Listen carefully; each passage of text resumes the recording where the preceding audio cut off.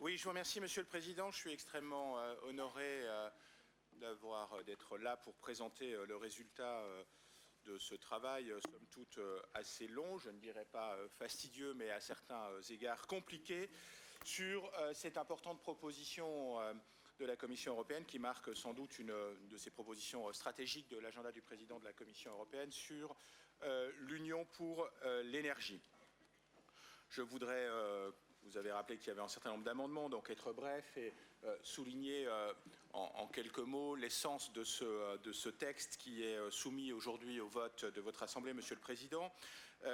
Ce projet est centré sur quelques grands sujets qui intéressent particulièrement les autorités locales dont nous sommes tous issus et pour certains même élus. Il vise d'abord à promouvoir l'association du Comité des régions et des autorités locales au maximum de structures, de propositions législatives qui seront mises sur la table par la Commission européenne. Bref, à faire en sorte que le Comité des régions et les autorités locales soient un acteur. Plus largement, ce rapport demande à faire en sorte que les autorités locales que nous représentons, les communes, les régions, les provinces, les départements, et j'en oublie, soient considérés comme des acteurs et non pas simplement comme des sujets de droit. Aujourd'hui, nos collectivités territoriales produisent de l'énergie, elles sont en capacité de freiner la consommation d'énergie grâce aux actions qu'elles peuvent mener sur leur parc de logement, mais elles sont aussi des acteurs en ce sens qu'elles mènent, elles conduisent des politiques d'information, de formation des citoyens qui, nous le savons, sont des relais essentiels pour faire en sorte que nous consommions en fait moins d'énergie, puisque c'est ça dont il s'agit, au-delà de savoir quel mix énergétique il nous faut.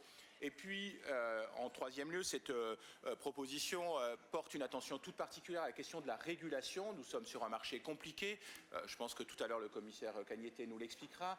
Un marché compliqué, un marché fragmenté qui, justifie toute l'intervention de l'Union européenne.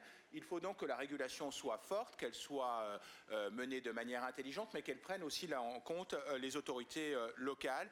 Et j'ai souligné également dans ce texte la nécessité de valoriser les bons projets, les bonnes expériences, puisque tous, ici et là, nous menons de bonnes expériences, mais nous avons parfois le sentiment que nous devons réinventer la roue, comme on dit en français, chacun dans notre coin. Peut-être si nous savions ce que font les uns et les autres plus rapidement, plus vite, nous irions tous